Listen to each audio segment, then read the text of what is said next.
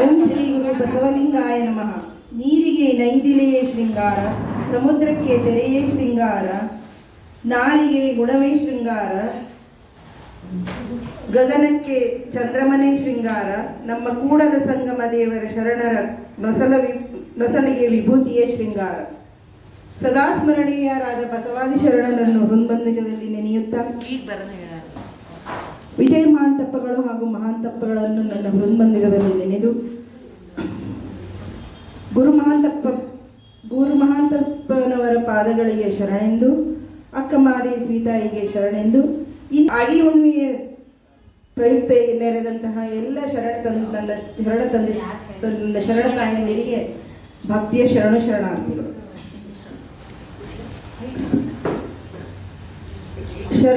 ಶರಣೆ ಶ್ರೀಮತಿ ಶೋಭಾ ಇಲ್ಲಿನ ಸಮಾರಂಭಕ್ಕೆ ಮುಖ್ಯ ಅತಿಥಿಗಳಾಗಿ ಆಗಮಿಸಿದಂತಹ ಶರಣೆ ಶ್ರೀಮತಿ ಶೋಭಾರಾಣಿ ಕಡಪಟ್ಟಿಯವರು ಆಸನವನ್ನು ಅಲಂಕರಿಸಬೇಕಾಗಿ ವಿನಂತಿ. ಹಾಗೆಯೇ ಅಕ್ಕನ ಬಳಗದ ಅಧ್ಯಕ್ಷರಾದ ಶ್ರೀಮತಿ ಶರಣೆ ಸವಿತಾ ಮಾಟೂರ್ ಅವರು ಕೂಡ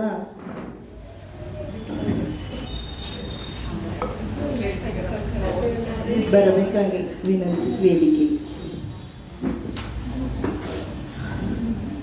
ವಚನ ಪ್ರಾರ್ಥನೆ ಗಿರಿಜಾ ಶಿವಬಲ್ಲಿಯವರಿಂದ. ಓಂ ಶ್ರೀ ಗುರು ಬಸವಲಿಂಗಾಯ ನಮಃ. ಎಲ್ಲರಿಗೂ ಶರಣಾರ್ಥಿಗಳು.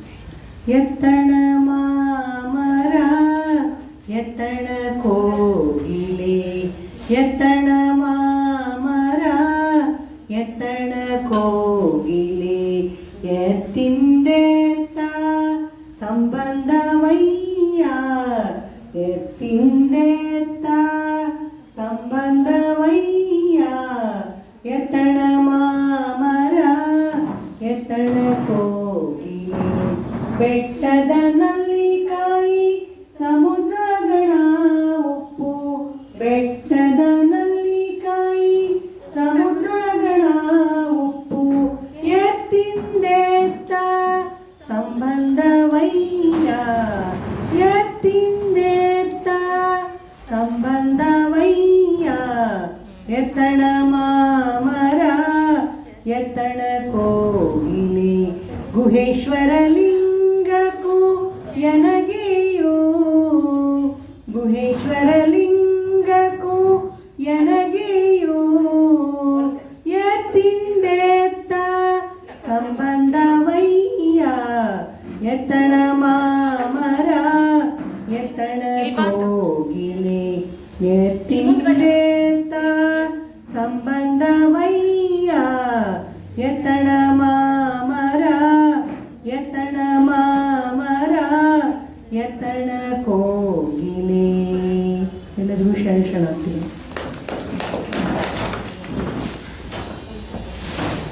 ವಚನ ಪ್ರಾರ್ಥನೆಯನ್ನು ನಡೆಸಿಕೊಟ್ಟಂತಹ ಶರಣೆ ಗಿರಿಜಾ ಶಿವಬಲ್ಲಿಯವರಿಗೆ ಭಕ್ತಿಯ ಶರಣಾರ್ಥಿಗಳು. ಸ್ವಾಗತ ಅಧ್ಯಕ್ಷರಾದ ಸವಿತಾ ಮಾಟೂರಿಯವರಿಗೆ.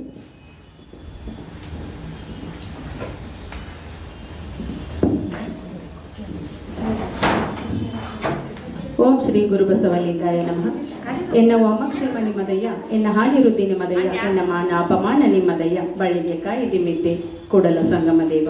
ಚಿತ್ತರಿಗೆ ಚಿಜ್ಯೋತಿ ಶ್ರೀ ವಿಜಯ ಮಹಾಂತ ಶಿವಗಳನ್ನು ಮತ್ತು ದೊಡ್ಡಪ್ಪವರನ್ನ ಮನದಲ್ಲಿ ನೆನೆಯುತ್ತಾ ಡಾಕ್ಟರ್ ಪರಮ ಪೂಜ್ಯ ಡಾಕ್ಟರ್ ಗುರುಮಹಂತ ಪೂಜ್ಯರ ಪಾದಗಳಿಗೆ ಪೊಡಮಟ್ಟು. ಅದೇ ರೀತಿ ಈ ಒಂದು ಆಗಿ ಹುಣ್ಣಿಮೆ ಮತ್ತು ಅದರ ಜೊತೆಗೆ ಶಿವನಾಗಿಮಯ್ಯ ಶರಣರಾದಂತಹ ಶಿವನಾಗಿಮಯ್ಯ ಅವರ ಒಂದು ಸ್ಮರಣಾರ್ಥ ಏರ್ಪಡಿಸಿದಂತಹ ಈ ಒಂದು ಕಾರ್ಯಕ್ರಮದಲ್ಲಿ ಮುಖ್ಯ ಅತಿಥಿಗಳಾಗಿ ಆಗಮಿಸಿದಂಥ ನಮ್ಮ ಊರಿನ ಖ್ಯಾತ ವೈದ್ಯರು ಆದಂಥ ಡಾಕ್ಟರ್ ಶೋಭಾರಾಣಿ ಕಡಪಟ್ಟಿ ಇವರಿಗೆ ನಮ್ಮ ಅಕ್ಕನ ಬಳಗದ ಪರವಾಗಿ ಭಕ್ತಿಪೂರ್ವಕ ಸ್ವಾಗತವನ್ನು ಕೋರುತ್ತೀನಿ. ಅದೇ ರೀತಿ ಈ ಒಂದು ಕಾರ್ಯಕ್ರಮಕ್ಕೆ ಆಗಮಿಸಿದಂಥ ಎಲ್ಲ ನನ್ನ ಶರಣ ತಾಯಂದಿರಿಗೂ ಎಲ್ಲ ಸಹೋದರಿಯರಿಗೂ ಕೂಡ ಭಕ್ತಿಪೂರ್ವಕ ಒಂದು ಸ್ವಾಗತವನ್ನು ಕೋರುತ್ತಾ, ಇವತ್ತು ಮೊನ್ನೆ ತಾನೇ ಬಸವ ಜಯಂತಿ ಆಗೈತಿ. ಅದ್ರ ಸಲುವಾಗಿ ಶಿವನಾಗಿಮಯ್ಯ ಅವರ ಒಂದು ಇತಿಹಾಸ ಜಾಸ್ತಿ ಸಿಗೋದಿಲ್ಲ ನಮಗೆ. ಅದ್ರ ಬಗ್ಗೆ ಇನ್ನೂ ಒಂದು ಸ್ವಲ್ಪ ಹುಡುಕೊಂಡು ಮಾತಾಡೋಣ ಅಂಥೇಳಿ. ಹಾಗಾದ್ರೆ ಆ ಬಸವಣ್ಣವ್ರ ಬಗ್ಗೆ ಒಂದು ಸ್ವಲ್ಪ ಏನಾದರೂ ನಿಮ್ಮದೇ ಆದಂಥ ಒಂದು ದೃಷ್ಟಿಕೋನದೊಳಗೆ ಮಾತಾಡ್ರಿ ಅಂತ ಹೇಳಂತಲೇ. ಯಾಕಂದ್ರೆ ಅವ್ರು ಯಾವಾಗಲೂ ಬ್ಯುಸಿ ಇರೋವಂಥವ್ರು. ಆದರೂ ಒಂದೇ ಮಾತಿಗೆ ನಾವು ಹ್ಞೂ ಅಂಥೇಳಿ ನಮ್ಮ ಕರೆಗೆ ಒಗಟ್ಟು ಬಂದರು ಅವರು. ಅವರಿಗೆ ಕೂಡ ಮತ್ತು ಮೊನ್ನೆ ಇಲ್ಕಲ್ ಸಿಲ್ಕ್ ಸಿಟಿ ಅಧ್ಯಕ್ಷರಾಗಿ ನೇಮಕಗೊಂಡಂಥ ಶರಣೆ ಸುನೀತಾ ಅಕ್ಕಿ ಇವರಿಗೂ ಕೂಡ ಭಕ್ತಿಪೂರ್ವಕ ಸ್ವಾಗತವನ್ನು ಕೋರ್ತೀನಿ. ಇವತ್ತು ನಮ್ಮ ಅಕ್ಕನ ಬಳಗದ ಪರವಾಗಿ ಅವರಿಗೆ ಆತ್ಮೀಯ ಸನ್ಮಾನ ಕೂಡ ಐತಿ. ಅದೇ ರೀತಿ ನಮ್ಮ ಒಂದು ಅಡಿಗೆ ಸ್ಪರ್ಧೆಯಲ್ಲಿ ರಾಜ್ಯ ಮಟ್ಟದವರೆಗೂ ಹೋಗಿ ಬಂದು ನಮ್ಮೂರಿನ ಹೆಮ್ಮೆಯನ್ನು ಹೆಚ್ಚಿಸಿದಂಥ ಶ್ರೀ ಅನುಪಮ ಗೌಡಶೆಟ್ಟಿ ಅವರು ಕೂಡ ಇವತ್ತು ನಮ್ಮ ಒಂದು ಆತ್ಮೀಯ ಸನ್ಮಾನವನ್ನು ಸ್ವೀಕರಿಸಿದ್ದಾರೆ.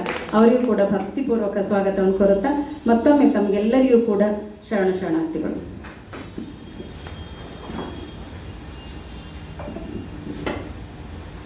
ಶರಣಾರ್ಥಿಗಳು ಮಾತು ಸಹಿತಕ್ಕ.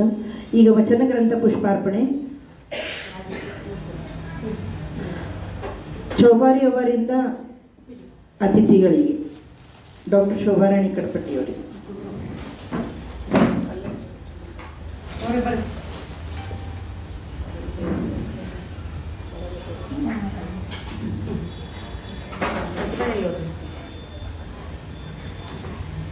ಅಧ್ಯಕ್ಷರಾದ ಶ್ರೀಮತಿ ಸವಿತಾ ಮಾಟೂರ್ ಅವರಿಗೆ ಗಿರಿಜಾ ಕಶಿವಲ್ ಅವರಿಂದ.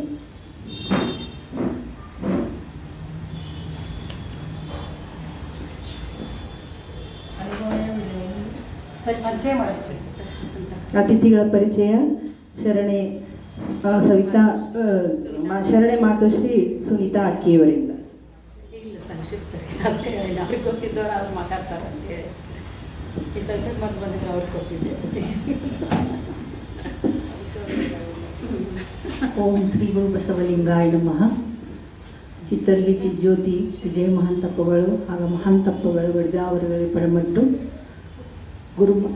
ಡಾಕ್ಟರೇಟ್ ಪಡೆದಂಥ ಗುರು ಮಹಾಂತ ಶ್ರೀಗಳ ಪಾದಗಳಿಗೆ ನಮಸ್ಕರಿಸುತ್ತಾ, ವಿರಾಗಿನಿ ಅಕ್ಕ ಮಹಾದೇವಿ ಪಾದಗಳಿಗೆ ನಮಸ್ಕರಿಸುತ್ತಾ, ಇಲ್ಲಿ ನೆರೆದಿರುವ ಎಲ್ಲ ತಾಯಂದರಲ್ಲಿ ಶರಣಾರ್ಥಿಗಳು. ಇವತ್ತು ನನಗೆ ಮೇಡಮ್ ಅವ್ರ ಪರಿಚಯ ಮಾಡಿರಿ ಅಂತ ಹೇಳಿದರು. ಅವ್ರ ಬಗ್ಗೆ ಏನು ಹೇಳಬೇಕು ಅಂತ ನನಗೂ ಅರ್ಥ ಆಗೋವತ್ತು. ಯಾಕಂದರೆ ಅವರು ಆಗಲೇ ಖ್ಯಾತ ವೈದ್ಯರಾದಂಥ ಇಲ್ಕಲ್ಲಿಗೆ ಎಲ್ಲರಿಗೂ ಗೊತ್ತಿದ್ದವ್ರೆ. ಅವ್ರ ಬಗ್ಗೆ ನಾವು ಏನು ಹೇಳೋದು ಬೇಡ. ಅವರು ನಮ್ಮ ಸಿಲ್ಕ್ ಸಿಟಿಯಲ್ಲಿ ಒಂದು ದೊಡ್ಡ ನಮಗೆ ಬ್ಯಾಕ್ ಬೋನ್ ಇದ್ದಂಗೆ ಇದ್ದರು. ಯಾಕಂದರೆ ಎಲ್ಲ ಕಾರ್ಯಕ್ರಮಗಳಿಗೆ ಅವ್ರದ್ದು ನಮಗೊಂದು ಬೆಂಬಲ ಭಾಳ ಇತ್ತು. ಎಲ್ಲ ವಿಷಯದಲ್ಲಿನೂ ಒಂದೇ ಅಂತಲ್ಲ, ಎಲ್ಲ ಕಾರ್ಯಕ್ರಮಗಳಿಗೂ ಅವರಂಥ ಆ್ಯಕ್ಟಿವ್ ಆಗಿರೋರು. ಅದ್ರಿಗೆ ಎಲ್ಲರ ಜೊತೆ ಕೂಡಿ ಅವರು ಬೆರೆಯೋದು ಅಂದರು. ಅವರು ಡಾಕ್ಟರ್ ಅಂತ ನಮಗೆ ಅನಿಸ್ತೇ ಇದ್ದಿಲ್ಲ. ಆ ಒಂದು ಫ್ರೆಂಡ್ಸ್ ಹಾಗೆ ನಮ್ಮ ಜೊತೆ ಅವ್ರು ಇರೋದು ಅವ್ರದ್ದು ದೊಡ್ಡ ಸ್ವಭಾವ. ಅವ್ರ ಬಗ್ಗೆ ಅದಕ್ಕೆ ಹೇಳ್ತೀನಿ, ಏನು ಹೇಳಬೇಕು ಅನ್ನೋದು ಗೊತ್ತಾಗೋದಿಲ್ಲ ಅವ್ರದ್ದು. ಅಷ್ಟೊಂದು ಅವರು ಪರಿಚಿತವಾಗಿದ್ದಾರೆ. ಹಾಗೆ ಅವರು ಹುಟ್ಟಿದ್ದು ಗುಲ್ಬರ್ಗಲ್ಲಿ, ಅವರು ಶಿಕ್ಷಣವನ್ನು ಕೂಡ ಅಲ್ಲೇ ಗುಲ್ಬರ್ಗಲ್ಲಿ ಮಾಡಿದ್ದಾರೆ. ಅವರು ಇವತ್ತು ಅವ್ರ ತಾಯಿಯವರು ಬಂದಿದ್ದಾರೆ. ಅದೊಂದು ದೊಡ್ಡ ಹೆಮ್ಮೆ ನಮಗೆ. ನಾವು ಅಲ್ಲಿ ನಮಗೆ ಕರ್ಕೊಂಡು ಹೋಗಿದ್ರು, ಅವರ ಸ್ವಂತ ಊರು ಬಂಟಾಳ ಅಂತ ಹೇಳಿ. ಮಂಟಾಳೆ ಕರ್ಕೊಂಡು ಹೋದರೆ ಅವ್ರ ತಾಯಿಯವರು ನಮಗೆ ಇಷ್ಟೊಂದು ಅತಿಥಿ ಸತ್ಕಾರ ಮಾಡಿದ್ರಂತೂ ನಾವು ಏನು ಹೇಳೋಕ್ಕೆ ಸಾಧ್ಯ ಇಲ್ಲ. ಬಹಳ ಅವರು ಲಿಂಗ ಪೂಜಾ ನಿಷ್ಠೆ ಎಲ್ಲದರಲ್ಲಿ ಅವರು ಮುಂದಿದ್ದವರು. ಎಲ್ಲ ವಚನ ಹೇಳೋದು ಅಥವಾ ಇಷ್ಟು ಅವ್ರ ಮೊಮ್ಮಕ್ಕಳಿಗೆ ಕೂಡ ಇವತ್ತಿಗೂ ಸ್ಕೂಲ್ನಲ್ಲಿ ಅವರು ರೆಸಿಡೆನ್ಸಿಯಲ್ ಸ್ಕೂಲಲ್ಲಿ ಇಟ್ಟರೂ ಲಿಂಗ ಪೂಜೆ ಮಾಡಲಾರ್ದೆ ಅವರು ಒಂದು ಗುಡುಗು ನೀರು ಕುಡಿಯೋದಿಲ್ಲ. ಆ ಥರ ಅವ್ರ ಸಂಸ್ಕಾರ. ಆ ಥರ ಅವ್ರ ಮಕ್ಕಳನ್ನು ಬೆಳೆಸ್ಯಾರ. ಮೊಮ್ಮಕ್ಕಳಿಗೂ ಅದೇ ರೀತಿ ಅವರು ಮುಂದೆ ಆ ಸಂಸ್ಕಾರವನ್ನು ಕೊಡ್ತಾ ಹೊಂಟಾರ. ಅದ್ರ ಸಲುವಾಗಿ ಅವ್ರ ಮನೆಯಲ್ಲಿ ಈ ಲಿಂಗ ಪೂಜಾ ಇದ್ರದ್ದೆಲ್ಲ ಬಹಳ ಅವ್ರಲಿಂದ ಕಲಿಯೋದು ಭಾಳ ಐತಿ. ನಾವು ಅವ್ರ ತಾಯಿಯವರಿಂದ ಬಹಳ ಆ್ಯಕ್ಟಿವ್ ಅವರು ಎಲ್ಲ. ಈಗ ಮೇಡಮ್ ಅವರು ಕೂಡ ಅದರಾಗೆ ಭಾಳ ಹೊಂದ್ಕೊಂಡಾರ. ಈಗೀಗ ಆಗಮಿಸಿದಂಥ ನಮ್ಮ ವೀಣಾ ಕಾಶ್ಯಪ್ನವರಿಗೆ ಧನ್ಯವಾದಗಳು. ಹೀಗಾಗಿ ನಾವು ಮೇಡಮ್ ಅವ್ರ ಬಗ್ಗೆ ಏನು ಹೇಳಿದರೂ ಕಡಿಮೆ ಐತಿ. ವೈದ್ಯ ದೃಷ್ಟಿಯಲ್ಲಿ ಹೇಳಿದರೆ ಅವರು ಮೃದು ಸ್ವಭಾವ. ಯಾರಿಗೂ ಒಂದಿನ ಅವ್ರು ಏನೋ ಅಂದವರಲ್ಲ, ಯಾರಿಗೂ ಅವ್ರೇನೋ ಸಿಟ್ಟಿಂದ ಮಾತಾಡಿದ್ದೇ ಗೊತ್ತಿಲ್ಲ ನಮಗೆ. ಆ ಥರ ಅವರು ಇದ್ದವರು. ಹಾಗೆ ಅವರು ಕಷ್ಟದಾಗೇ ಅವರು MBBS ಕೂಡ ಮುಗಿಸಿ ಬಂದು ಎಲ್ಲ ಅವರು ಶಿಕ್ಷಣವನ್ನು ಮುಗಿಸಿ MBBS ಆಗಲಿ ಡಿಜೋ ಆಗಲಿ ಎಲ್ಲ ಒಂದು ಇದರೊಳಗೆ ಕಲಿತು ಅವ್ರು ಮುಂದೆ ಮುಂದೆ ಬಂದು ಅಲ್ಲಿಂದ ಇಲ್ಕಲ್ಲಿಗೆ ಸೆಟ್ಲ್ ಆಗಿ ಇಲ್ಲೇ ಅವ್ರದ್ದು ವೃತ್ತಿಯನ್ನು ಮುಂದುವರಿಸಿದ್ದಾರೆ. ಅವ್ರಿಗೆ 2 ಮಕ್ಕಳು. 2 ಕೂಡ ಇವಾಗ ಒಬ್ಬತ್ತು MBBS ಪಾಸ್ ಆಗಿದ್ದಾನೆ, ಇನ್ನೊಬ್ಬ MBBS ಮಾಡ್ತಾ ಇದ್ದಾನೆ. ಹಾಗಾಗಿ ಅವರ ಜೀವನವನ್ನು ಸುಖಕರವಾಗಿ ಮುಂದೆ ಸಾಗಲಿ. ಅವರಿಗೆಲ್ಲ ವಿಜಯ ಮಹಾಂತಪ್ಪಗಳ ಆಶೀರ್ವಾದ ಹೀಗೆ ಇರಲಿ ಅಂತ ಹೇಳಿ ನನ್ನ ಮಾತುಗಳನ್ನು ಮುಗಿಸ್ತೇನೆ.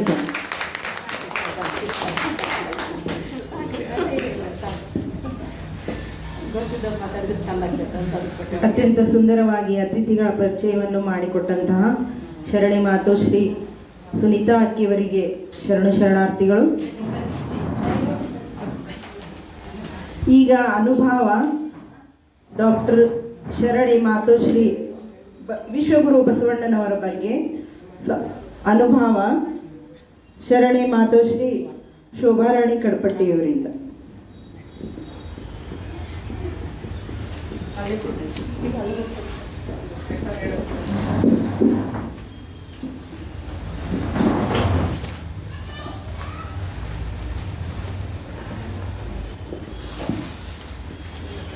ಓಂ ಶ್ರೀ ಗುರುಬಸವಲಿಂಗಾಯ ನಮಃ.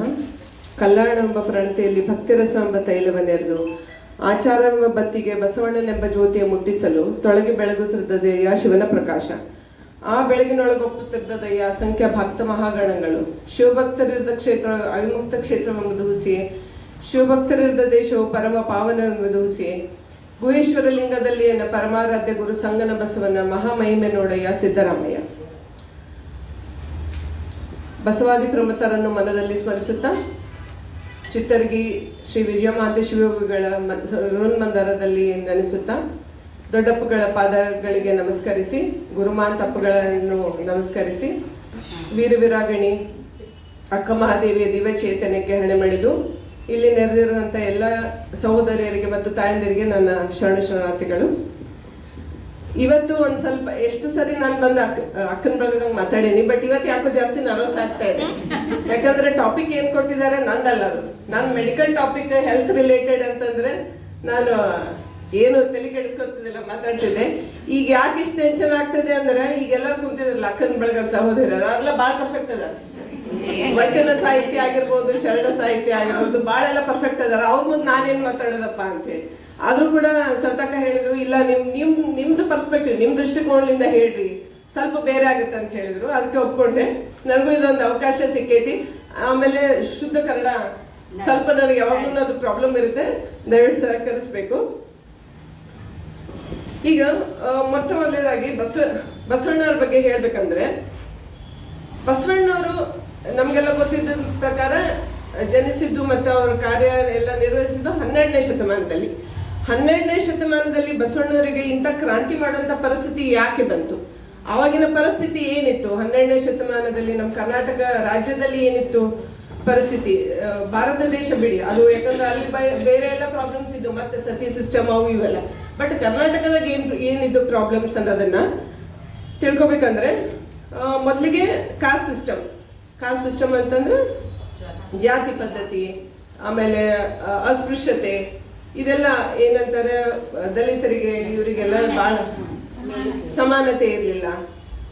ಸೊ ಅವ್ರಿಗೆ ಯಾವುದೇ ತರ ಹಕ್ಕಿರ್ಲಿಲ್ಲ, ಪೂಜೆ ಮಾಡಕ್ ಅವಕಾಶ ಇರ್ಲಿಲ್ಲ, ಗುಡಿ ಎಂಟ್ರಾಗಕ್ ಆಗ್ತಿರ್ಲಿಲ್ಲ, ಇದೆಲ್ಲ ಇತ್ತು. ಪ್ಲಸ್ ಜೆಂಡರ್ ಡಿಸ್ಕ್ರಿಮಿನೇಷನ್, ಹೆಣ್ಮಕ್ಳಿಗಂತೂ ಬಹಳ ಒಂದು ಯಾವುದೇ ಇದಕ್ಕೂ ಇಂಪಾರ್ಟೆನ್ಸ್ ಇರ್ಲಿಲ್ಲ. ಒಂದು ಅಕ್ಷರ ಕಲಿಯಕ್ಕಾಗ್ಲಿ, ಒಂದು ಅಕ್ಷರ ಕಲಿಯಕ್ಕಾಗಿರ್ಬೋದು, ಅಥವಾ ಯಾವುದೇ ಒಂದು ಪೂಜೆ ಮಾಡಕ್ಕಾಗಿರ್ಬೋದು, ಹೊರಗಡೆ ಹೋಗಿ ಕೆಲಸ ಮಾಡಕ್ಕಾಗಿರ್ಬೋದು, ಯಾವುದಕ್ಕೂ ಒಂದು ಇದು ಇರ್ಲಿಲ್ಲ. ಒಂಥರ ಸ್ಲೇವ್ಸ್ ಅಂತ ಟ್ರೀಟ್ ಮಾಡ್ತಾ ಇದ್ರು. ಮತ್ತೆ ಕೆಳಜಾತಿ ಹೆಣ್ಮಕ್ಳಿಗಂತೂ ದೇವದಾಸಿಯರ ಇದಕ್ಕೆ ತಳ್ತಾ ಇದ್ರು. ದೇವದಾಸಿಯರನ್ನಾಗಿ ಮಾಡಿ ಅವ್ರದ್ದು ಜೀವನ ಎಲ್ಲ ಬಹಳ ತುಂಬಾ ಮಿಸರೇಬಲ್ ಆಗಿರ್ತಿತ್ತು. ಸೊ ಇದನ್ನೆಲ್ಲ ನೋಡಿ ಆಮೇಲೆ ಏನಂತ ರಿಚುವಲ್ಸ್ ಅಂತ ಕರಿತೀವಿ, ಮೂಢನಂಬಿಕೆಗಳು, ಇದೇನು ಪೂಜೆ ಮಾಡಿಸೋದು, ಪ್ರಾಣಿ ಬಲಿ ಕೊಡೋದು, ಇದೆಲ್ಲ ಇತ್ತು ಇದರಲ್ಲಿ. ಆಮೇಲೆ ಎಕನಾಮಿಕ್ ಇನ್ಇಕ್ವಾಲಿಟಿ, ಬಡವರಿದ್ರೆ ಬಹಳ ಬಡವರಿದ್ರು, ಶ್ರೀಮಂತರಿದ್ರೆ ಬಹಳ ಶ್ರೀಮಂತರು. ಸೊ ಇದೆಲ್ಲ ಆವಾಗಿನ ಕಾಲದ ಸೊಸೈಟಿ ಆ ಥರ ಇತ್ತು. ಸೊ ಸೊಸೈಟಿ ಆ ಥರ ಇದ್ದೋದ್ನಾಗೆ ಯಾರ ಬೇಕಾಗಿತ್ತು ಅದು ಸುಧಾರಣೆ ಮಾಡಕ್ಕೆ, ಯಾರು ಇದ್ರ ವಿರುದ್ಧ ಧ್ವನಿ ಎತ್ತೋರು ಇರ್ಲಿಲ್ಲ, ಆಮೇಲೆ ಹೊರಡೋರು ಇರ್ಲಿಲ್ಲ. ಸೊ ಅವಾಗ ಏನಾಗೈತೆ, ಬಸವಣ್ಣ ಹುಟ್ಟು ಬರ್ಬೇಕಾಯ್ತು, ಇದು ನಿರ್ಮೂಲನೆ ಮಾಡಕ್ಕೇನೆ ಹುಟ್ಟು ಬರ್ಬೇಕಾಯ್ತು ಏನೋ ನಂಗೆ ಅನಿಸ್ತದೆ.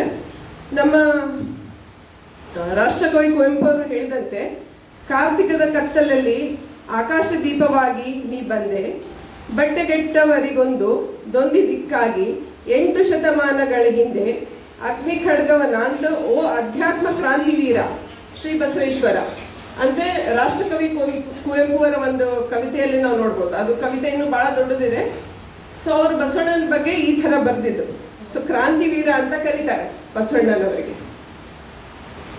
ಸೊ ಶಾಸ್ತ್ರಘನವೆಂಬನೆ ಕರ್ಮವು ಭಜಿಸುತ್ತದೆ, ವೇದಘನವೆಂಬನೆ ಪ್ರಾಣಿವಧೆ ಹೇಳುತ್ತದೆ, ಶ್ರುತಿಘನವೆಂಬನೆ ಮುಂದಿಟ್ಟು ಆರಿಸುತ್ತದೆ. ಅಲ್ಲೆಲ್ಲಿಯೂ ನೀವಿಲ್ಲದ ಕಾರಣ ತ್ರಿವಿಧ ದಾಸೋಹದಲ್ಲದೆ ಕಾಣಬಾರದು ಕೂಡಲ ಸಂಗಮ ದೇವ. ಸೊ ಬಸವಣ್ಣನ ಪ್ರಕಾರ ಹೆಂಗಂದ್ರೆ ಕಾಯವಾಚ ಮನಸ್ಸಿನಿಂದ ನಾವು ಮಾಡುವ ನಿಜವಾದ ಭಕ್ತಿಯೇ ನಮಗೆ ಭಗವಂತನನ್ನು ತೋರಿಸ್ಕೊಡ್ತದನ್ನ ಒಂದು ಉದ್ದೇಶ. ಸೊ ಬಸವಣ್ಣನ ನಾವು ಹೆಂಗ್ ಡಿಸ್ಕ್ರೈಬ್ ಮಾಡ್ತೀವಿ ಅಂತಂದ್ರೆ, he is a great philosopher, a poet, statesman, humanitarian, social reformer and ಕಾಯಕ ಯೋಗಿ, ಕ್ರಾಂತಿ ಯೋಗಿ ಅಂತ ಕರಿತೀವಿ. ಅಂದ್ರೆ ಅವರು ತತ್ವಜ್ಞಾನಿಯಾಗಿದ್ರು, ಒಬ್ಬ ಕವಿಯಾಗಿದ್ರು. ಬಹುಶಃ ವಚನ ಸಾಹಿತ್ಯದಿಂದ ಕನ್ನಡ ಭಾಷೆಗೆ ಒಂದು ಹೆಚ್ಚಿನ ಮಹತ್ವ ಸಿಕ್ಕಿರೋದು ವಚನ ಸಾಹಿತ್ಯ. ಸೊ ಮಚ್ ಆಫ್ ಲಿಟ್ರೇಚರ್ ಸಿಕ್ಕಿರೋದು, ಕನ್ನಡ ಲಿಟ್ರೇಚರ್ ಸಿಕ್ಕಿರೋದು ವಚನ ಸಾಹಿತ್ಯದಿಂದ. ಸೊ ಅದರದ್ದು ಮೇನ್ ನಾವು ಕ್ರೆಡಿಟ್ ಕೊಡೋದು ಬಸವಣ್ಣನವರಿಗೆ.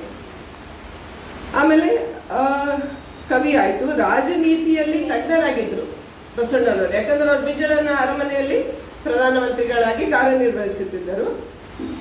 ಆಮೇಲೆ ಮಾನವತಾವಾದಿ ಹಾಗೂ ಸಮಾಜ ಸುಧಾರಕರಾಗಿದ್ದರು.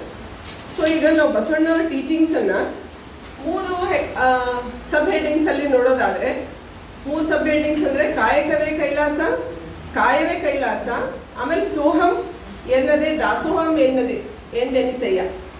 ಸೊ ಕೆಲವರು ಬರ್ದಿದ್ದು ಡಿಸ್ಕ್ರೈಬ್ ಮಾಡ್ತಾರೆ ಅಂದ್ರೆ, ಅವರೆಲ್ಲ ವಚನ ಇವು 3 ಇದ್ರ ಮೇಲೆನೆ ಬೇಸ್ಡ್ ಅದಾವ ಅಂತ ಹೇಳ್ತಾರೆ ಬಸವಣ್ಣವ್ರ ವಚನಗಳು. ಸೊ ಮೊದಲಿಗಾಗಿ ಕಾಯಕವೇ ಕೈಲಾಸ ನಾವು ತಗೊಳ್ಳೋದಾದ್ರೆ, ಆಯ್ದಕ್ಕಿ ಮಾರಯ್ಯನವರ ಇದೊಂದು ವಚನ. ಕಾಯಕದಲ್ಲಿ ನಿರತನಾದರೆ ಗುರುದರ್ಶನವಾದರೂ ಮರೆಯಬೇಕು, ಲಿಂಗ ಪೂಜೆ ಆದರೂ ಮರೆಯಬೇಕು, ಜಂಗಮ ಮುಂದೆ ಬಂದು ನಿಂತರೂ ಹಂಗು ಹರಿಯಬೇಕು. ಕಾಯಕವೇ ಕೈಲಾಸವಾದ ಕಾರಣ ಅಮರೇಶ್ವರ ಲಿಂಗವಾಯಿತಾದಡು, ಕಾಯಕದೊಳು ಅಂತ ಆಯ್ದಕ್ಕಿ ಮಾರಯ್ಯನವರ ವಚನದಂತೆ. ಸೊ ಹೆಂಗಾಗುತ್ತಂದ್ರೆ, ಈಗ ಹೆಂಗಿತ್ತಂದ್ರೆ ಆಗಿನ ಕಾಲದಲ್ಲಿ ಈಗ ಕಾಯಕವೇ ಕೈಲಾಸ ಫಸ್ಟ್ ಕೊಟ್ಟಿರೋದು ಬಸವಣ್ಣನವರೇ. ಅದ್ರ ಬೇಸಿಸ್ ಮೇಲೆ ಇವ್ರು ವಚನ ಬರೆದಿದ್ದಾರೆ. ಹೆಂಗಿರ್ತದ, ನಾವು ಪ್ರತಿಯೊಬ್ಬರು ಕೆಲಸದಲ್ಲಿ ಬ್ಯುಸಿ ಇರ್ತೀವಿ, ಲಿಂಗ ಪೂಜೆ ಮಾಡ್ಕೊಂತೀವಿ. ಕೆಲವೊಂದ್ಸತಿ ನನಗೂ ಹಂಗೆ ಆಗುತ್ತೆ, ಲಿಂಗ ಪೂಜೆ ಮಾಡ್ಕೊಳಕ್ ಕುಂತಿರ್ತೀವಿ, ಕೇಸ್ ಬರುತ್ತಂದ್ರೆ ಬಿಟ್ಟು ಹೋಗೇಬೇಕು, ಹಂಗಾಗುತ್ತೆ. ಸೊ ಅವಾಗ ಏನ ಮಹಾನವಮಿ ಅಲ್ಲಿ ಈಗ ಬಸವಣ್ಣ ತಮ್ಮ ಕಾಯಕ ಏನಂತ ತಿಳ್ಕೊಂಡಿದ್ರು. ತಮ್ಮ ಕಾಯಕ ಏನು? ತ್ರಿವಿಧ ದಾಸೋಹ ಮಾಡೋದು ಪ್ಲಸ್ ರಾಜನಿಗೆ ನಿಷ್ಠೆಯಾಗಿ ಕೆಲಸ ಮಾಡೋದು. ಸೊ ಇದು ತ್ರಿವಿಧ ದಾಸೋಹ ಬಗ್ಗೆ ಅವ್ರೇನ್ ಹೇಳ್ತಾರಂದ್ರೆ, ಈಗ ಜೋಳವಾಳಿಯವ ನಾನಲ್ಲ. ಹಿಂದಕ್ಕೆಲ್ಲ ಏನಾಗ್ತದೆ, ಜೋಳ ಕೊಟ್ಟರು ಕೆಲಸ ಮಾಡ್ತಿದ್ರು. ಸೊ ನಮ್ ರಿಟರ್ನ್ಸ್ ಬರುತ್ತೆ, ನಮಗ್ ಪಗಾರ ಬರುತ್ತೆ ಅಂತ ಕೆಲಸ ಮಾಡೋ ನಾನಲ್ಲ. ಬೇಳವಾಳಿಯೋ ನಾನಲ್ಲ. ಹಾಳುಗೆಟ್ಟು ಏನಾರ ಸಮಸ್ಯೆ ಬಂತಂದ್ರೆ ಬಿಟ್ಟು ಓಡ ಹೋಗೋ ನಾನಲ್ಲ, ಬಿಟ್ಟು ಓಡ ಹೋಗಂಗಿಲ್ಲ ನಾನು. ಆಮೇಲೆ ಯಾರ ನನಗೆ ಹೆದರ್ಸಿ ಬೆದರ್ಸಿ ನಿಮ್ಗೆ ಸಾಯಿಸ್ತೀನಂದ್ರೂ ಕೂಡ ನಾನು ಹೆದರಂಗಿಲ್ಲ. ನಂದು ಏನಿದೆ ಕಾಯಕ ನಾನು ಮಾಡತ್ತೀನಿ. ಇದೇನ್ ವಚನ ಐತಿ, ಇದು ಆಗಿಂದ ಸೋಲ್ಜರ್ಸ್ ಕೂಡ ಅಪ್ಲೈ ಆಗುತ್ತೆ. ಈಗ ಸೋಲ್ಜರ್ಸ್ ಇರ್ತಾರೆ, ಒಂದು ರಾಜ್ಯ ಅಥವಾ ಒಂದು ದೇಶದ ರಕ್ಷಣೆ ಮಾಡ್ತಿರ್ತಾರೆ, ಅವ್ರು ಈ ತರ ಇರ್ತಾರೆ. ಅವ್ರು ಮಾಡೋದು ತಮ್ಮ ದೇಶಾಭಿಮಾನಕ್ಕೆ ಪಗಾರ ಸಿಗ್ತದೆ ಅಂತ ಹೇಳಿ ಕೆಲ್ಸಕ್ಕೆ ಹೋಗಿರ್ತಾರೆ. ಬಟ್ ಅದು ದೇಶಾಭಿಮಾನ ಪ್ರಾಣಕ್ಕಿಂತನೂ ಹೆಚ್ಚಾಗಿರುತ್ತೆ. ಸೊ ಈ ವಚನ ಬಸವಣ್ಣ ತಮಗೆ ಸಲುವಾಗಿ ಅಂತ ಹೇಳ್ಕೊಂಡಿದ್ರು. ಬಟ್ ಅದು ಎಲ್ಲರಿಗೂ ಆಗ್ತಾ ಇರುತ್ತೆ. ನಾವು ಮಾಡೋ ಕೆಲಸದಲ್ಲಿ ನಮಗೆ ಶ್ರದ್ಧೆ ಇದ್ರೆ ಸೊ ಅದು ಕೆಲಸ ಸಕ್ಸಸ್ಫುಲ್ ಆಗುತ್ತಂತೆ. ಕೈಯಲ್ಲಿ ಕಾಯಕವಾದಡೆ ಒಡಲಲ್ಲಿ ಲಜ್ಜೆ ಇಲ್ಲ, ಮನದಲ್ಲಿ ಶ್ರದ್ಧೆಯಾದಡೆ ಮಜ್ಜನಕ್ಕೆ ಅಂಜುವನಲ್ಲ, ಕಾಯಕ ಮಾಡುವಂಗೆ ಕೆಮ್ಮನೆ ಕೂರಲು ಸಮಯವಿಲ್ಲ, ಕೂಡಲ ಸಂಗಮ ದೇವನೊಲಿವನಯ್ಯ, ಕಾಯಕವೇ ಕಾಯಕವಾದಡೆ. ಸೊ ಪ್ರತಿಯೊಂದು ವಚನದಲ್ಲಿ ಹೆಂಗಿದೆ ಅಂದರೆ ಕಾಯಕಕ್ಕೆ ಅಷ್ಟು ಮಹತ್ವವನ್ನು ಕೊಟ್ಟಿದ್ದಾರೆ. ಪ್ರತಿಯೊಬ್ಬರೂ ತಮ್ಮ ಕಾಯಕನ ಕರೆಕ್ಟ್ ನಿಷ್ಠೆಯಿಂದ ಮಾಡಿದರೆ ಒಂದು ನಾವು ಒಳ್ಳೆ ಸಮಾಜ ಕಟ್ಬೋದು, ಒಳ್ಳೆ ರಾಜ್ಯ, ಒಳ್ಳೆ ದೇಶ ಕಟ್ಟಕ್ಕಾಗುತ್ತೆ. ಕೆಲಸ ಮಾಡಲಾರ್ದೆ ಸುಮಾರು ಈಗ ಚೈನಾದವ್ರು ಯಾಕೆ ಮುಂದಿದ್ದಾರೆ ನಮ್ಗಿಂತ? ಚೈನಾದವ್ರು ಯಾಕೆ ಮುಂದಿದ್ದಾರೆ? ಆಮೇಲೆ ಇನ್ನೊಂದು ಕಾಯಕದೇನಂದ್ರೆ, ಕಾಯಕ ಮತ್ತೆ ಇದಕ್ಕೆ ಒಂದು ಗೌರವ ಅಂತ ಅಂದ್ಕೊಟ್ಟವ್ರು ಬಸವಣ್ಣವ್ರು. ಈ ಕೆಲಸ ಸಣ್ಣದು, ಈ ಕೆಲಸ ದೊಡ್ಡದು ಅಂಥೇಳಿ ಇತ್ತು. ಈಗೂ ಕೂಡ ಇದೆ. ಬಟ್ ಆಗಿನ ಕಾಲದಲ್ಲಿ ಯಾವುದು ಕನಿಷ್ಠ, ಇದು ಶ್ರೇಷ್ಠ, ಇದು ಕನಿಷ್ಠ ಅನ್ನೋ ಇದಿಲ್ಲ.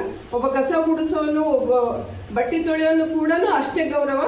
ಒಬ್ಬ ಬಿಸ್ನೆಸ್ ಮಾಡೋರಿಗೂ ರಾಜನಿಗೂ ಸೇಮ್ ಗೌರವ ಇರಲಿ ಅನ್ನೋ ಉದ್ದೇಶ ಒಂದಿತ್ತು. ಬಹುಶಃ ಸ್ವಲ್ಪ ವರ್ಷದ ಹಿಂದೆ ನೀವು ನೋಡಿರ್ಬೇಕು, ಒಂದು ವಿಡಿಯೋ ವೈರಲ್ ಆಗಿತ್ತು.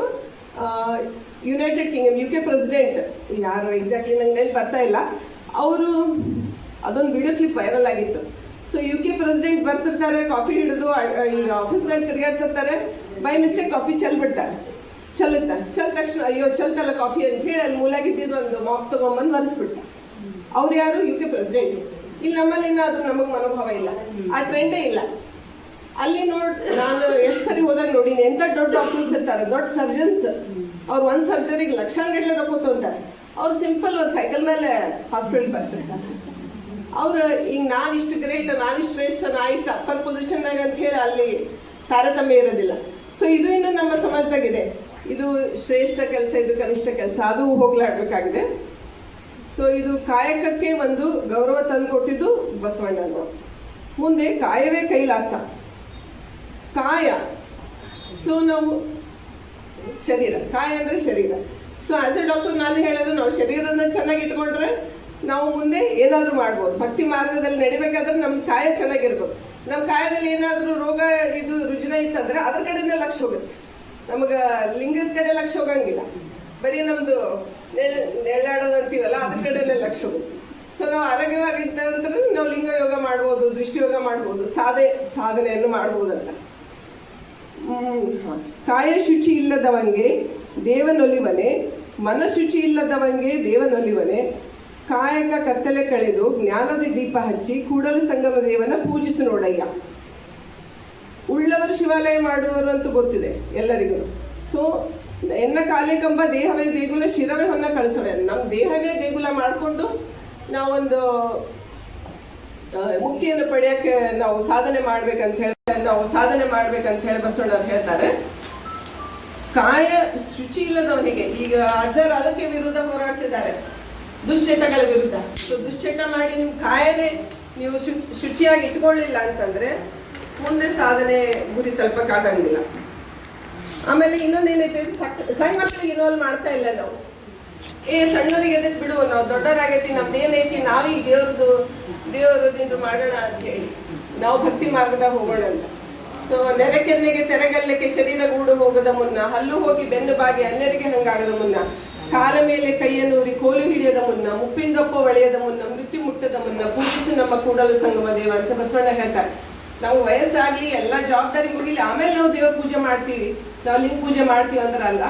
ಸಣ್ಣ ವಯಸ್ಸಿಂದನೇ ನಾವು ನಮ್ಮ ಮಕ್ಕಳಿಗೆ ಅದನ್ನೆಲ್ಲ ರೂಢ ಹಾಕಬೇಕು. ಅಂದ್ರೆ ಮುಂದೆ ದೊಡ್ಡವರಾದ್ಮೇಲೆ ಅವರಿಗೆ ಜಾಸ್ತಿ ಏನು ಎಫರ್ಟ್ ಬೇಕಾಗಿರೋಂಗಿಲ್ಲ, ಸಹಜವಾಗಿ ಅವರು ಆ ಮಾರ್ಗದಲ್ಲಿ ಚಲಿಸ್ತಾರೆ, ಇಲ್ಲಾಂದ್ರೆ ಕೆಟ್ಟ ದಾರಿ ಹಿಡಿತಾರೆ. ಸೊ ಇದು ಕಾಯದ ಬಗ್ಗೆ ಆಯ್ತು. ಸೋಹಂ ಎನ್ನದೆ ದಾಸೋಹಂ ಎನ್ನಿರಿ. ಈಗ ಬಸವಣ್ಣವರು ಏನ್ ಮಾಡ್ತಿದ್ರು, ತ್ರಿವಿಧ ದಾಸೋಹ, ಅನ್ನ ದಾಸೋಹ, ಅರಿವು ದಾಸೋಹ ಹಾಗೂ ಅಕ್ಷರ ದಾಸೋಹ. ಎಷ್ಟೊಂದು ಸರಿ ಅನ್ಸುತ್ತೆ, ಇಷ್ಟೊಂದು ಶರಣೆಯರಿದ್ರು ಅನುಭವ ಮಂಟಪದಲ್ಲಿ. ಅವ್ರು ಶರಣೆಯರೆಲ್ಲ ಎಷ್ಟು ಚೆನ್ನಾಗಿ ಒಂದು ವಚನಗಳನ್ನು ಬರೆದಿದ್ದಾರೆ. ಅವರಿಗೆಲ್ಲ ಅಷ್ಟು ಇದು ಎಲ್ಲಿ ಸ್ಕೂಲ್ ಎಂದು ಕಲ್ತಿದ್ರು ಅವರು ಅಲ್ಲ, ಅವ್ರೇನು ಸ್ಕೂಲಿಗೆ ಹೋಗಿ ಕಾಲೇಜ್ಗೆ ಹೋಗಿ ಡಿಗ್ರಿ ಪಡೆದು ಅದನ್ನೆಲ್ಲ ವಚನ ಬರ್ದಿದ್ರ? ಇಲ್ಲ. ಅವ್ರದ್ದು ಲೆವೆಲ್ ಆಫ್ ಎಜುಕೇಶನ್ ಏನಿತ್ತಂತೆ ಗೊತ್ತಿಲ್ಲ, ಬಟ್ ಅಷ್ಟೊಂದು ವಚನ ತಮ್ಮ ಎಕ್ಸ್ಪೀರಿಯನ್ಸ್ ಇಂದ, ತಮ್ಮ ಅರಿವು ಅನುಭವದಿಂದ ಅಷ್ಟೊಂದು ಚೆನ್ನಾಗಿ ವಚನಗಳನ್ನು ಅವರು ರಚಿಸಿದ್ದಾರೆ ಅಂದ್ರೆ ನಾವು ರಿಯಲಿ ನಂಬಕ್ಕಾಗಂಗಿಲ್ಲ. ಈಗ 10th ಪಾಸ್ ಆಗಿರ್ತಾರೆ, PUC ಪಾಸ್ ಆಗಿರ್ತಾರೆ, ಒಂದು ಸೆಂಟೆನ್ಸ್ ಫಾರ್ಮ್ ಮಾಡಕ್ ಬರ್ತಾ ಇಲ್ಲ. ಸೊ ಮೋಸ್ಟ್ಲಿ ನನಗನ್ಸುತ್ತೆ ಬಸವಣ್ಣವರೇ ಅವ್ರಿಗೆ ಅಕ್ಷರ ದಾಸೋಹ ಕೂಡ ಕೊಟ್ಟಿದ್ರೇನೋ ಅಂತ. ಯಾಕಂದ್ರೆ ಬಸವಣ್ಣವ್ರು ಓದ್ಕೊಂಡವ್ರಿದ್ರು, ಚನ್ನಬಸವಣ್ಣವ್ರು ಓದ್ಕೊಂಡವ್ರಿದ್ರು. ಆಮೇಲೆ ಇನ್ನೊಂದೇನಂದ್ರೆ ತಾವೆಲ್ಲ ಸ್ಟಾರ್ಟ್ ಮಾಡಿದ್ರು ಕ್ರಾಂತಿ ಎಲ್ಲ ಬಸವಣ್ಣವರು. ತಾವೇ ಸಿಂಹಾಸನ ಮೇಲೆ ಕುಂತು ಅನುಭವ ಮಂಟಪ ನಡೆಸಲಿಲ್ಲ ಅವರು. ಅಲ್ಲಮ್ಮ ಪ್ರಭುದೇವರನ್ನು ಕರ್ಕೊಂಡು ಎನಗಿಂತ ಕಿರಿಯರಿಲ್ಲ ಅನ್ನೋ ಮನೋಭಾವನೆಯಿಂದನೇ ಅವರು ತಮ್ಮ ಕಾರ್ಯನಿರ್ವಹಿಸಿದರು. ಆಮೇಲೆ ದಾಸೋಹಂ ಇದರಲ್ಲಿ ಆರಂಭ ಮಾಡುವೇನ ಗುರು ಪೂಜೆಗೆಂದು ನೀ ಕೊಟ್ಟ ದ್ರವ್ಯವು ನಿಮಗಲ್ಲದೆ ಮತ್ತೊಂದು ಕ್ರಿಯೆ ಮಾಡುವೆ. ಎಲ್ಲವೂ ಭಗವಂತನದೇ.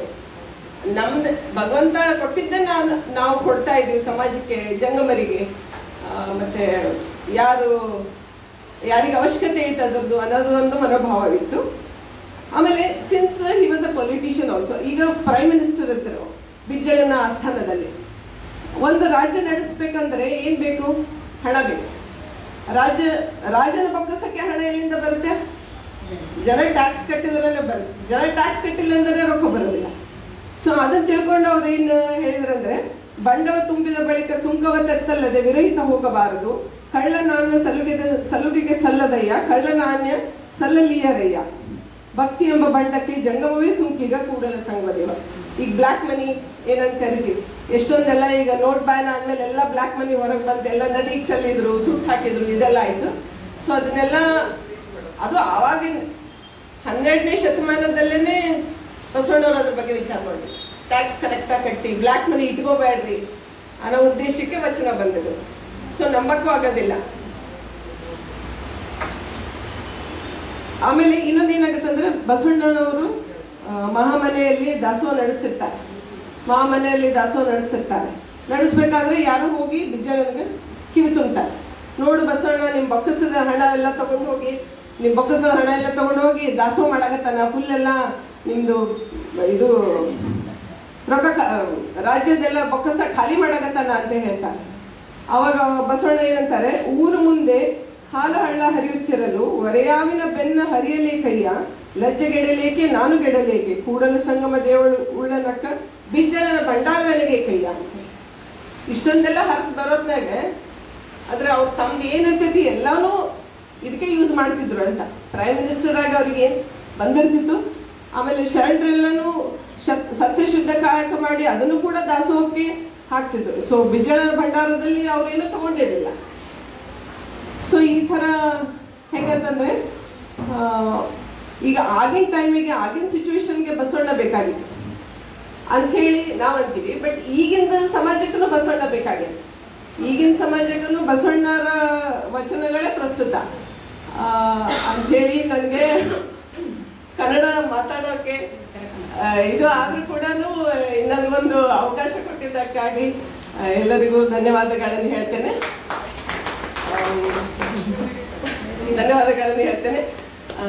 ಮೋಸ್ಟ್ಲಿ ಇನ್ನೂ ಸ್ವಲ್ಪ ದಿವಸ ಆದ್ಮೇಲೆ ಪ್ರಾಕ್ಟೀಸ್ ಮಾಡಿ ಇನ್ನೂ ಸ್ವಲ್ಪ ಚೆನ್ನಾಗಿ ಮಾತಾಡೋಕೆ ಪ್ರಯತ್ನ ಮಾಡ್ತೀನಿ ಅಂತ ಹೇಳಿ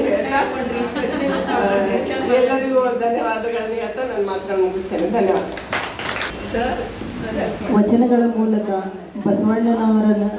ಬಸವಣ್ಣನವರ ಬಗ್ಗೆ ಅನುಭವವನ್ನು ನೀಡಿದಂತಹ ಶರಣಿ ಮಾತೋಶ್ರೀ ಡಾಕ್ಟರ್ ಶೋಭಾರಾಣಿ ಕಡಪಟ್ಟಿಯವರಿಗೆ ಶರಣಾರ್ಥಿಗಳು.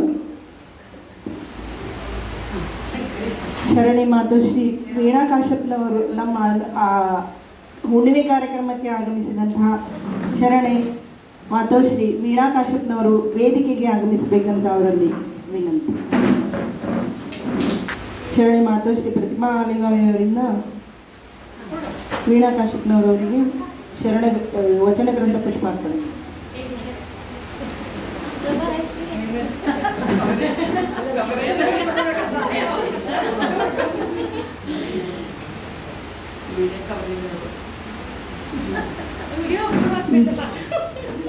ಈಗ ಶರಣಿ ಮಾತೋಶ್ರೀ ವೀಣಾ ಕಾಶ್ಯಪ್ನವರಿಂದ ಒಂದೆರಡು ಮಾತುಗಳು.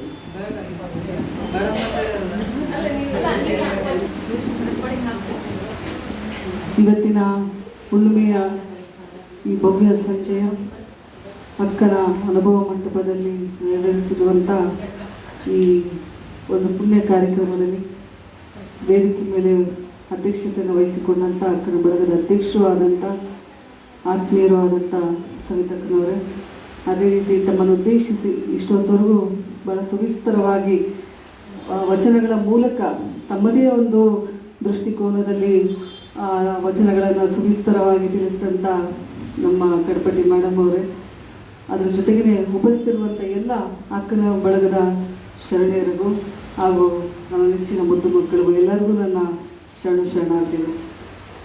ವಿಶೇಷವಾಗಿ ತಾವೆಲ್ಲರೂ ಭಾಳ ಉತ್ಸಾಹದಿಂದ ಪ್ರತಿ ಹುಣ್ಣಿಮೆಗೂ ಇಲ್ಲಿ ಸೇರ್ತೀರಾ. ಜೊತೆಗೆ ವಾರನೂ ಅಕ್ಕನ ಬಳಗದಲ್ಲಿ ಸೇರಿ ವಚನಗಳ ವಿಚಾರಗಳಾಗಿರ್ಬೋದು, ಜೊತೆಗೆ ಇವತ್ತು ಕಾಯಕ ಯೋಗಿಗಳ ವಿಚಾರಗಳಾಗಿರ್ಬೋದು, ಭಾಳಷ್ಟು ನನಗೆ ಭಾಳ ಖುಷಿ ತಂದುಕೊಡೋದು ಹೆಣ್ಣುಮಕ್ಕಳು ಇಂಥ ಒಂದು ಕಾರ್ಯಕ್ರಮವನ್ನು ಅಕ್ಕನ ಬಳಗದಿಂದ ಹಮ್ಮಿಕೊಳ್ಳುವಂಥದ್ದು ಧಾರ್ಮಿಕ ದೃಷ್ಟಿಯಿಂದ. ಅದರ ಜೊತೆಗೆ ನಾವು ಏನು ಇಳ್ಕಲ್ ಮಾಂತಪ್ಪರ ಸನ್ನಿಧಿಯಲ್ಲಿದ್ದೀವಿ, ಅದು ಭಾಳ ಖುಷಿ ತಂದುಕೊಟ್ಟಿದೆ ಅಂತ ಹೇಳೋದಕ್ಕೆ ಬಯಸ್ತೀನಿ. ಜೊತೆಗೆ ನಿಮ್ಮೆಲ್ಲರ ಈ ಒಂದು ಕೊಡುಗೆ ನಮ್ಮ ಇಳ್ಕಲ್ ನಗರದ ಗಿರಿಮೆಯನ್ನು ಮತ್ತಿಷ್ಟು ಹೆಚ್ಚಿಸಿದೆ ಅಂತ ಹೇಳೋದಕ್ಕೆ ಬಯಸ್ತೀನಿ. ಜೊತೆಗೆ ಇವತ್ತು ನಾನಿಲ್ಲಿ ಬಂದಿರುವಂಥ ಉದ್ದೇಶ, ನಾವೆಲ್ಲರೂ ಕೂಡ ಮೊನ್ನೆ ಗುರುಮಹಂತಪ್ಪವರ ಒಂದು ಡಾಕ್ಟರೇಟ್ ಪದವಿ ಏನು ಬಂದಿತ್ತು, ಅದರ ಉದ್ದೇಶವಾಗಿ ಸನ್ಮಾನವನ್ನು ಮಾಡೋದಕ್ಕೆ ಸೇರಿದ್ವಿ. ಜೊತೆಗೆ ನಮ್ಮ ಉದ್ದೇಶ ಏನಿದೆ, ಅವರ ಕೀರ್ತಿ ಇಡೀ ವಿಶ್ವಾದ್ಯಂತ ಇದೆ. ಬರೀ ಇಲ್ಕಲ್ ಅಷ್ಟೇ ಅಲ್ಲ, ಇವತ್ತು ನಮ್ಮ ಜಿಲ್ಲೆ ಅಷ್ಟೇ ಅಲ್ಲ, ರಾಜ್ಯ ಅಷ್ಟೇ ಅಲ್ಲ, ವಿಶ್ವದಲ್ಲೂ ಕೂಡ ಅವರ ಕೀರ್ತಿ ಇರೋದ್ರಿಂದ ಅವರಿಗೆ ಡಾಕ್ಟರೇಟ್ ಪದವಿ ಬಂದಿರೋದು ನಮ್ಮೆಲ್ಲರಿಗೂ ಭಾಳ ಸಂತಸ ತಂದುಕೊಟ್ಟಿದೆ. ಅದನ್ನು ಅದ್ಧೂರಿಯಾಗಿ ನಾವು ಹೆಣ್ಮಕ್ಳೇ ಮಾಡಬೇಕು ಅನ್ನುವಂಥದ್ದು ಒಂದು ವಿಚಾರವನ್ನು ನಾವು ಅವತ್ತು ಪ್ರಸ್ತಾವನೆಯನ್ನು ಒಂದು ಬುದ್ಧಿಯವ್ರ ಮುಂದೆ ಇಟ್ವಿ. ಅವರು ಕೂಡ ಇನ್ನೂ ಡಾಕ್ಟರೇಟ್ ಪದವಿ ಅನೌನ್ಸ್ ಆಗಿದೆ, ಆದರೆ ಅದನ್ನು ನಾನು ಇನ್ನೂ ತೊಗೊಂಡಾದಮೇಲೆ ನಾವೆಲ್ಲರೂ ಕೂಡ ಅದ್ಧೂರಿಯಾಗಿ ಮಾಡ್ಬೋದು ಅನ್ನುವಂಥದ್ದು ಅವರ ಅನಿಸಿಕೆಯನ್ನು ವ್ಯಕ್ತಪಡಿಸಿದ್ದಾರೆ. ಜೊತೆಗೆ ಇವತ್ತು ವಿಶೇಷವಾಗಿ ಅಕ್ಕನ ಬಳಗ ಆಗಿರ್ಬೋದು, ಇಳಕಲ್ ಹಾಗೂ ಸುತ್ತಮುತ್ತಲಿನ ಇಡೀ ನಮ್ಮ ಹುಣಗುಂದ ತಾಲೂಕಿನಲ್ಲಿರುವಂಥ ಪ್ರತಿಯೊಬ್ಬ ಮಹಿಳೆಯರು ಕೂಡ ಇದರಲ್ಲಿ ಪಾಲ್ಗೊಳ್ಳಬೇಕು. ಯಾಕಂತಂದರೆ ಇವತ್ತು ಗುರುಮಹಾನ್ ಸ್ವಾಮಿಗಳ ಅಷ್ಟೇ ಅಲ್ಲ, ವಿಜಯ ಮಹಾಂತೇಶ್ವರ ಮಠ ನಮ್ಮೆಲ್ಲರಿಗೂ ಒಂದು ಬುನಾದಿಯಾಗಿರೋದ್ರಿಂದ ಇವತ್ತು ಮಹಾಂತ ಪಂಚರು ಕೂಡ ನಮಗೆ ಸಾಕಷ್ಟು ಇಂಥ ದಾರಿದೀಪವಾಗಿ ಅವರು ಕೂಡ ಡಾಕ್ಟರೇಟನ್ನು ತಗೊಂಡ್ರು. ಅವ್ರದ್ದೇ ಆದಂಥ ಒಂದು ದುಶ್ಚಟಗಳ ಒಂದು ನಿರ್ಮೂಲನೆಗೆ ಜೋಳಿಗೆಯನ್ನು ಹಾಕುವ ಮೂಲಕ ತಮ್ಮ ಒಂದು ಕಾಯಕದ ಮೂಲಕ ಇವತ್ತು ನಮ್ಮೆಲ್ಲರಿಗೂ ತಮ್ಮ ವಿಚಾರಗಳನ್ನು ಬಿಟ್ಟು ಹೋಗಿದ್ದಾರೆ.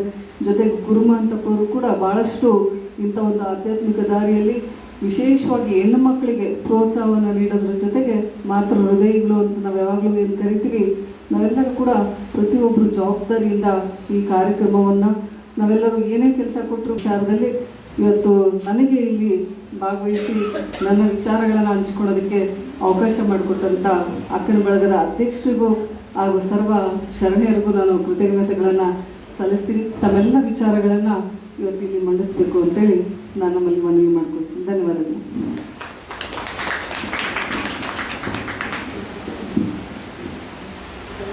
ಶರಣಾರ್ಥಿಗಳು ವೀಣಾ ಕಾಶ್ಯಪ್ನವರವರಿಗೆ ಈಗ ಸತ್ಕಾರ ಸಮಾರಂಭ. ಇಲ್ಕಲ್ ಸಿಟಿಯ ನೂತನ ಅಧ್ಯಕ್ಷರಾಗಿ ಆಯ್ಕೆಯಾದಂಥ ಶರಣಿ ಮಾತೋಶ್ರೀ ಸುನೀತಾ ಅಕ್ಕಿಯವರು ಹಾಗೂ ವಿಜಯ ಕರ್ನಾಟಕ ಅವರು ನಿರ್ವಹಿಸಿದಂತಹ ಅಡುಗೆ ಕಾಂಪಿಟೇಷನ್ನಲ್ಲಿ ಭಾಗವಹಿಸಿ ರಾಜ್ಯ ಮಟ್ಟದವರೆಗೂ ಹೋಗಿ ಬಂದಂತಹ ಶರಣೆ ಮಾತೋಶ್ರೀ ಅನುಪಮಾ ಗೊಂಗುಳ್ ಶೆಟ್ಟಿಯವರು ವೇದಿಕೆಗೆ ಆಗಮಿಸಬೇಕು.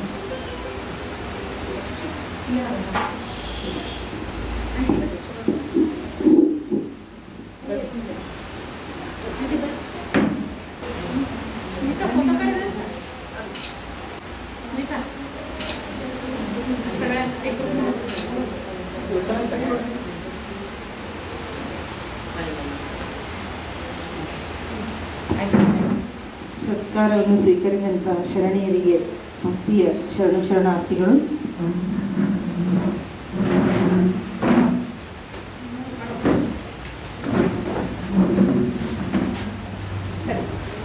ಅಕ್ಕನ ಬಳಗದ ಅಧ್ಯಕ್ಷರಾದ ಸವಿತಾ ಮಾಟೂರಿಯವರಿಂದ ಅಧ್ಯಕ್ಷೀಯ ಮಾತುಗಳು. ಶ್ರೀ ಗುರು ಬಸವಲಿಂಗಾಯ ನಮಃ.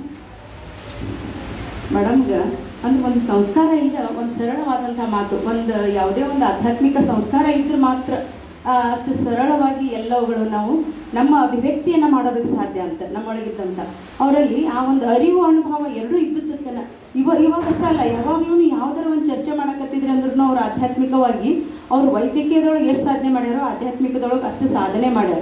ಯಾಕಂದ್ರೆ ಅವ್ರನ್ನು ಈಗ ಹೇಳಿದ್ರು, ಅವರು ಸುಂಟಕ ಹೇಳಿದ್ರು, ಅವ್ರ ತಾಯಿನೂ ಎಷ್ಟು ಅಂತೇಳಿ. ಅಂದ್ರೆ ಆ ಸಂಸ್ಕಾರ ರಕ್ತಗತವಾಗಿ ಬಂದದ್ದಕ್ಕನ್ನು ಅವರು ಆ ಒಂದು ದಾರಿಯೊಳಗೆ ಈಗಲೂ ಸಹಿತ ಒಂದು ವೈದ್ಯರು ಅಂತಂದ್ರೆ ಒಬ್ಬೊಬ್ರು ಎಷ್ಟು ಸಾಧಾರಣ ಇದ್ದವ್ರು ನೋಡ್ತೀವಿ, ಬೇಕಾದ ಬೇಡ ಮುಂಜಾನೆ ಹೊತ್ತು ತಿನ್ನೋದು ಅಂದ್ರೆ ಒಂದು ಸಂಸ್ಕಾರ ಅನ್ನುವಂಥದ್ದು ಇರೋದಿಲ್ಲ. ಅವರಲ್ಲಿ ಎಷ್ಟು ನಿಷ್ಠೆಯಿಂದ ಬೆಳೆಸ್ಕೊಂಡಾರ ಅಂತಂದ್ರೆ ಬೆಳಗ್ಗೆ ಸ್ನಾನ ಪೂಜೆ ಆಗೋವರೆಗೂ ಒಂದು ಹನಿ ನೀರನ್ನು ಕುಡಿಯೋದಿಲ್ಲ ಅವರು. ಮತ್ತು ಕಾಯಕ ಪ್ರಜ್ಞೆಯನ್ನು ಹೇಳಿದ್ರು ಅವರು. ಅಂದ್ರೆ ಮಾನವೀಯ ಮೌಲ್ಯಗಳನ್ನು ನಮ್ಮ ಬಸವಾದಿ ಶರಣರು ನಮ್ಮೊಳಗೆ ಬಿತ್ತಿದ್ರು ಮಾತ್ರ. ಅಂದ್ರೆ ಕಾಯಕ ಮುಖ್ಯ ಅಂತ ಹೇಳಿ ಅದಕ್ಕೆ ಕಾಯಕದಿಂದಲೇ ಅಷ್ಟೊಂದು ಸಮೃದ್ಧವಾದಂತಹ ನಾಡನ್ನು ಕಟ್ಟಿದ್ರು ಬಸವಣ್ಣವರು. ಅದಕ್ಕೆ ಬಿಜ್ಜಳ ಎಷ್ಟು ಖುಷಿಯಾಗಿರ್ತಿದ್ದಂದ್ರೆ ಎಲ್ಲರೂ ತಮ್ಮ ಕಾಯಕವನ್ನು ಯಾರು ಹೇಳಿಸ್ಕೊಂತಿರ್ಲಿಲ್ಲ, ಎಲ್ಲಿ ಸುಳ್ಳು ತಗಲಿರಲಿಲ್ಲ, ಅನ್ಯಾಯ ಅತ್ಯಾಚಾರಗಳಿರಲಿಲ್ಲ. ಹೀಗಾಗಿ ಅವನ ನಾಡು ಸುಭಿಕ್ಷವಾಗಿ ಸಮೃದ್ಧಿಯಿಂದ ಇತ್ತು ಅಂತೇಳಿ ಅದಕ್ಕಾಗಿ ಬಸವಾದಿ ಶರಣರನ್ನು ಭಾಳ ಮೆಚ್ಕೊಂತಾನೆ ಸ್ಟಾರ್ಟಿಂಗ್. ಆ ನಂತರ ಬೇರೆಯವರ ಒಂದು ಮಾತನ್ನ ಕೇಳಿ ತನ್ನ ಮಗನಾದಂಥ ಸೋಮಿದೇವನ ಅವನಿಗೆ ಎದುರಾಗಿ ನಿಲ್ತಾನೆ. ಹಾಗಾಗಿ ಏನಾಗ್ತೈತಿ ಅಲ್ಲಿ ಬಿಜ್ಜಳ ಬಸವಣ್ಣ ಹಂಗೆ ಮಾಡತ್ತಾನೆ ಹಿಂಗೆ ಮಾಡತ್ತಾನೆ ಅವನೊಳಗೆ ಬಿದ್ದಿದ್ದಕ್ಕಾಗಿ ಬಸವಾದಿ ಶರಣರು ಯಾರು ಬಿಜ್ಜಳನ ಕೊಲೆ ಮಾಡಿರೋದಿಲ್ಲ, ಕೊಲೆ ಅಪರಾಧ ಶರಣರ ಮೇಲೆ ಬರ್ತೈತಿ ಅಲ್ಲಿ.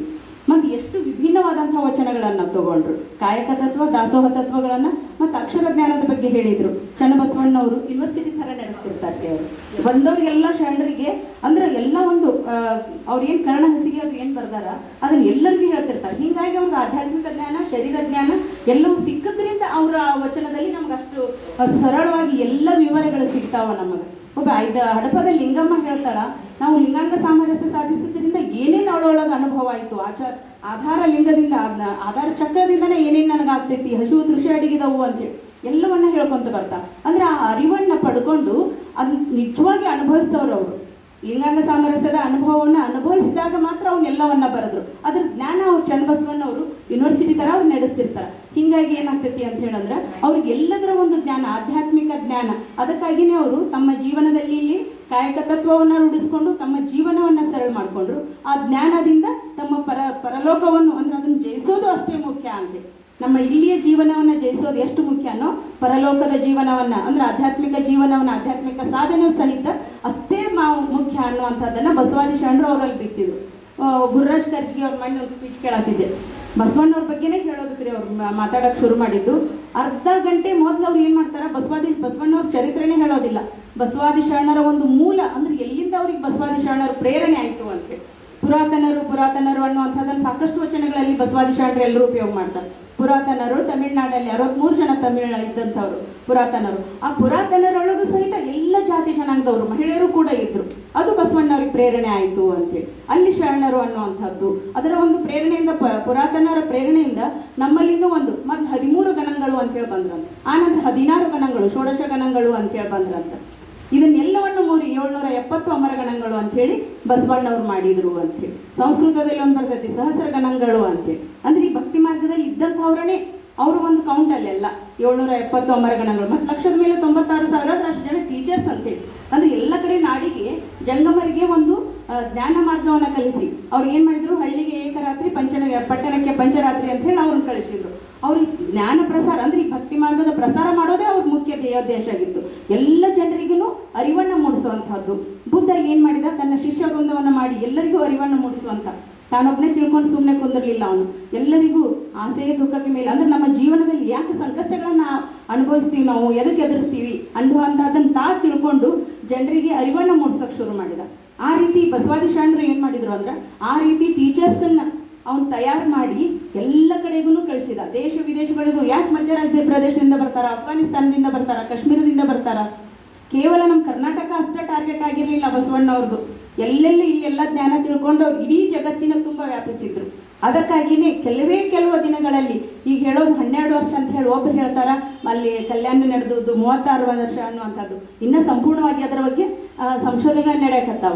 ಬಸವಣ್ಣವ್ರು 39 ವರ್ಷ ಬದುಕಿದ್ರು ಅಂತ ಒಬ್ರು ಹೇಳಿದ್ರೆ 66 ವರ್ಷ ಅಂತ ಹೇಳಿ ಒಬ್ರು ಹೇಳ್ತಾರೆ. ಅಂದ್ರೆ ಅದ್ರ ಬಗ್ಗೆ ನಿಖರವಾದಂತಹ ನಮಗೆ ಉಲ್ಲೇಖಗಳೆಲ್ಲೂ ಶಾಸನಗಳೆಲ್ಲೂ ನಮಗೆ ಸಿಗೋದಿಲ್ಲ.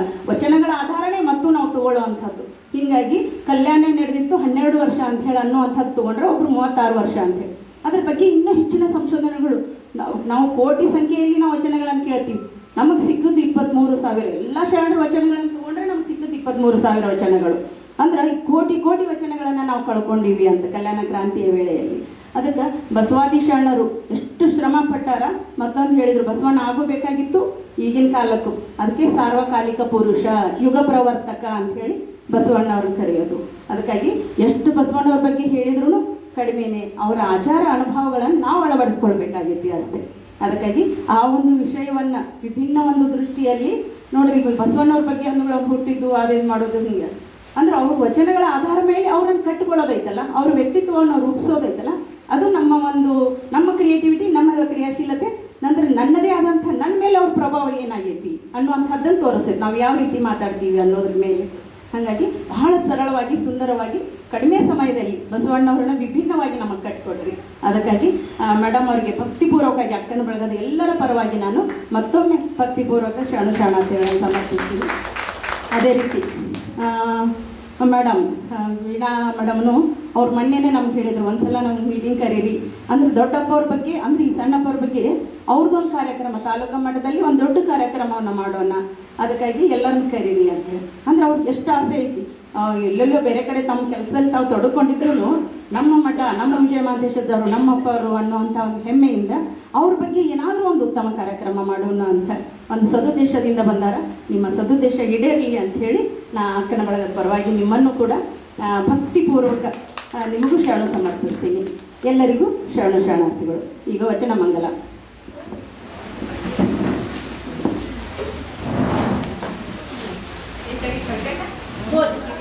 ಇದು ಅವರು ಇನ್ನೊಂದು ಒಂದು ಪ್ರಕಟಣೆ ಬರ್ರಿ